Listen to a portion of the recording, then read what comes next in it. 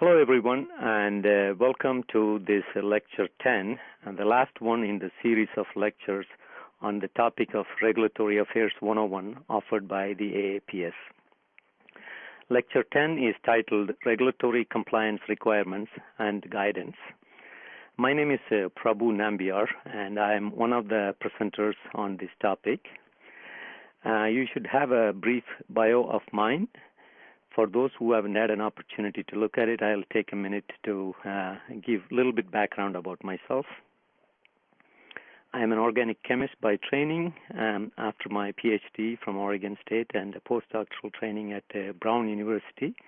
I started my pharma career 23 years ago at Bristol Myers Squibb. And after 5 years, I moved into regulatory CMC, and the last 18 years I have been in regulatory affairs. And the last 3 years, I have been an independent consultant working outside of Boston. And I've had the opportunity to work on more than 10 new drug applications, successful applications, and numerous supplemental new drug applications, and a lot of INDs as well. So it's my pleasure to present on this topic. So if you go to the next slide, I mentioned that I am one of the speakers.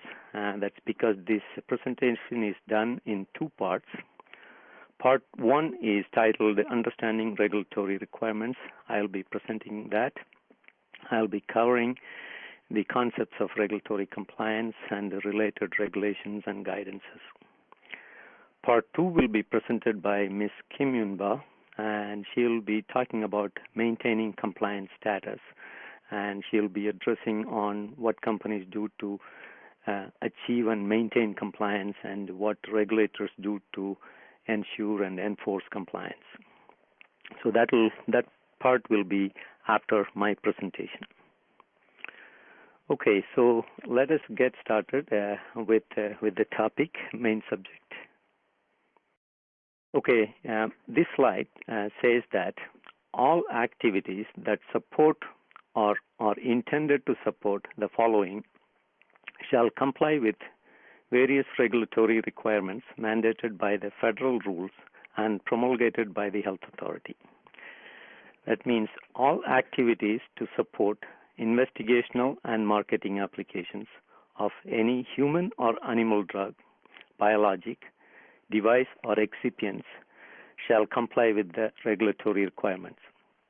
Similarly, all activities that support commercial manufacture and supply of the approved product shall also comply with federal rules and regulations.